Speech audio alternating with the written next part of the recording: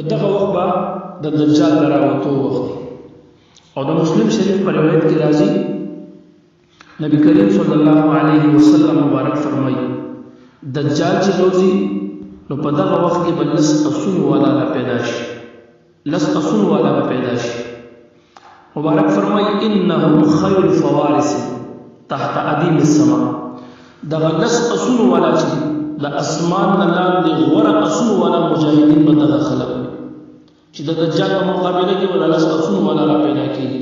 او مبارک فرمایي وانی لا اعرف اسماءهم واسماء آبائهم والوان خيولهم.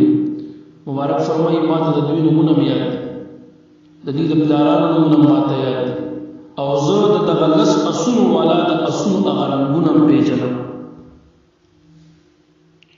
دلته دا یو خبره لږ په ذهن کې اوس واچوئ. رب کریم انبیاء کرامو ته علم ورکوي، هغې ته علم د غیب ویلی شي. په تېر شوو حالاتو باندې یا په راتلونکي وخت کې چې څه پېښېږي په بعضې اشیاو باندې الله تعالی هغې ته علم ورکړی وي، په کل نه په بعضې. په څه باندې چې الله ورته علم ورکړی هغه زموږ ستاسو ایمان او عقیده وي، چې په څه ورته نه دی ورکړی هغه موږ تاسو ایمان او عقیده ساتو. په بعضې اشیاو رب کریم انبیاء علیهم الصلوات و تسلیماتو ته علم د غیب ورکړی وي. د موږ ستاسو عقیده به دا کوم علم د غیب چې الله تعالی انبیاو ته ورکړی دی علیهم الصلوات و تسلیمات، نو دغه علم د غیب دا په کل اشیاء باندې نه دی، بلکې دا په بعضې اشیاء باندې دی. د رب کریم علم د غیب چې دی نو هغه په کل اشیاء باندې دی، او د انبیاء کرامو علیهم السلام علم د غیب په بعضې اشیاء باندې. او د رب کریم دا علم چې دی نو دا ذاتی دی، او د انبیاء کرامو دا علم دې ته علم غیب عطوي وي. نو علم غیب عطوي ورته ځکه وي چې دا الله عطوا الله ورته ورکړی دی. فرق دا دی چې د الله علم ذاتی شو، د انبیاء کرامو علم دا عطوي دی. د الله تعالی علم په کل اشیاء باندې دی، د انبیاء کرامو علم په بعضې جزئیاتو په بعضې اشیاء باندې وي علیهم الصلوات والتسلیمات. او دغه د رب کریم علم ازلی دی، ابدی دی او قدیم دی. او د انبیاء کرامو علیهم الصلوات والتسلیمات علم په مقابله د علم د باری تعالی کې هغه حادث دی، حادث هغه متغیر دی. دغه فرق دی سره. نو ګوره نبی علیه الصلوات والسلام ته الله تبارک وتعالی د راتلونکي زمانې د دجال د وخت د هغه اسونو والا هغه علم الله تعالی ورکړی چې داسې لس اسونو والا به پیدا کېږي، او د هغې نومونه نبي علیه السلام ته زده وو، او د هغه اسونو والا د پلارانو نومونه ورته زده وو، او چې هغې به په کوم رنګ اس باندې کیني د دغه اس رنګونه به نبي علیه السلام مبارک فرمایي زه یې پېژنم. دا هم ورته الله ښودلی، داسې یو علم ورته الله ورکړی. او دنیا خو څه کې دا دنیا چې ختمه شي او قیامت شي نو نبي علیه السلام مبارک د هغې باره کې یو روایت کې راځي الله محبوب مبارک فرمایي إني لأعلم آخر أهل النار خروجا منها وآخر أهل الجنة دخول الجنة. الله محبوب مبارك فرمي إني لأعلم، دا إني دا حروف مشبه بالفعل دا تأكيد دا بارراز. أو لأعلمك أعلمو دا واحد متكلم فعل مضارع صيغه، او دا لام پر دا تأكيد داخل دی. مبارک تأكيد سره خبره کوي فرمي بشك وشبه لأعلم خام خاص بجنم آخر أهل النار خروجا منها. آخری أمتي چاغه د جهنم د اور نه راوځي، د جهنم د اور نه چې کوم آخری امتي راوځي مبارک فرمایي زه اوس نه پیژنم. وآخر أهل الجنة دخول الجنة، او آخری امتي چاغه جنت د ټول په آخرت کې داخليږي. زاغ بهم منزلي سکه آخری امتي پیژنم چې هغه د ټول نه په آخرت کې جنت ته داخل ګرځي. دا یو علم دی، دا غیب علم دی، دا راتلونکي وخت حالات دي. نبی علیه الصلوۃ والسلام الله تعالی په دې باندې علم ورکړی، علم د ما کان او علم د ما یکون. دا رب کریم نبی علیه الصلوۃ والسلام مبارک ته ورکړی. دغه په دا حدیث دا ما ویلو إني لأعلم آخر أهل النار خروجا منها چې نبی علیه السلام فرمایي زه به هغه آخري امتي چې د اور د جهنم نه راوځي هغه هم پېژنم، او آخري امتي چې جنت ته داخلېږي هغه هم پېژنم. دا د مسلم شریف حدیث دی. او دغه رنګ یو روایت بل د مسلم درته بیانوم هغه دا ده. حضرت انس رضی الله عنه مبارک فرمایي نبی علیه الصلاۃ والسلام د بدر په میدان کې مونږ ته د بدر د واقعي د پیښېدو نه وړاندې دغه کفارو چې کوم به مردارېده د هغې خبره هم راکړې او چې په کوم کوم ځای کې به مردارېږي هغه ځای مونږ ته نبي علیه السلام مبارک ښودلی. د جنگ بدر غزوه بدر د واقعي نه وړاندې نبي علیه السلام مبارک دا واقعه نه ده پیښه، سبا پیښېدونکې د مبارک راغی او وی فرمایي هذا مسرع فلان ويضع يده على الارض ها هنا وها هنا. مسلم شریف کی کتاب الجهاد کی دا حدیث ذکر دی.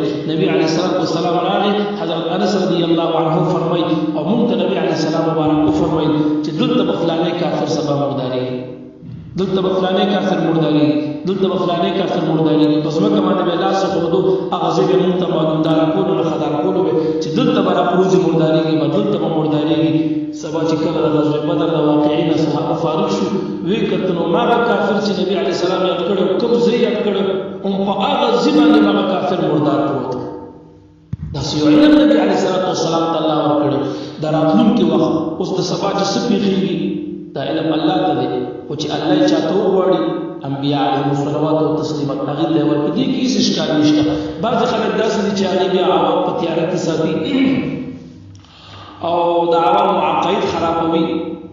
اوس دا چې نبی علیه الصلاۃ والسلام مبارک د دغه لسو اسونو والا چې د دجال مقابله کې به پیدا کېږي، یا دا چې د اخري جهنمي به د جهنم نه راوځي او جنت ته به داخلېږي، او یا دا چې دا سبا څه پېښېدونکي د غزوه بدر په میدان کې جنګ بدر په میدان کې نبی علیه السلام د هغې خبر ورکړو. نو آیا دا علم الغیب دی که دا انباء عن الغیب ده او که دا اخبار عن الغیب دی او که اطلاع عن الغیب ده؟ آیا دا علم الغیب دی او کنه انباء عن الغیب ده او کدا اخبار عن الغیب دی او که اطلاع عن الغیب ده؟ نو څوک وایي بعض خلک داسې دي چې هغې دا علم الغیب نه دی، دې ته علم الغیب دا نشي ویلی، یعنې په دې باندې اطلاق د علم غیب ټیک نه دی او په دې اطلاق د علم غیب نه صحیح کېږي. هغې وایي بلکې دا اخبار دی، دا انباء ده، دا اطلاع ده. خو نو د دې دا خبره 100% غلطه ده او دا ټیک نه ده. ولې؟ ځکه چې اخبار او انباء دا چې کوم دی اسباب د علم دي. اخبار او انباء دا اسباب د علم دي. شریعتین لیکلي دي واسباب العلم ثلاثه واسباب العلم ثلاثه العقل والحواس السليمه والخبر الصادق. نګور دا خبر صادق دا اسباب د علم دي. نبی علیه السلام شریعتین بیان کړي دي. خنو دا اخبار او اطلاع دا اسباب د علم دي او په سبب باندې اطلاق د مسبب کېدی شي، په سبب باندې اطلاق د مسبب کېږي او په مسبب باندې اطلاق د سبب کېږي. دا یاد ساتئ. په دې کې هېڅ شک شبهه نشته. او که موږ تاسو قرآن ته راشو، تاسو قرآن عظیم الشان کې سورت یوسف ته راشئ. په سورت یوسف 12مه سپاره سورت یوسف 30 نمبر آیات کې د یوسف علیه السلام واقعه رب کریم تفصیلي بیان کړې ده. 30 نمبر آیات کې رب کریم فرمایي کله چې یوسف علیه السلام په جیل کې او هغه جیل کې ملګرو ورته خپل خوبونه بیان کړل، یوسف علیه السلام د هغې د تعبیر نه وړاندې څو خبرې ورسره کوي.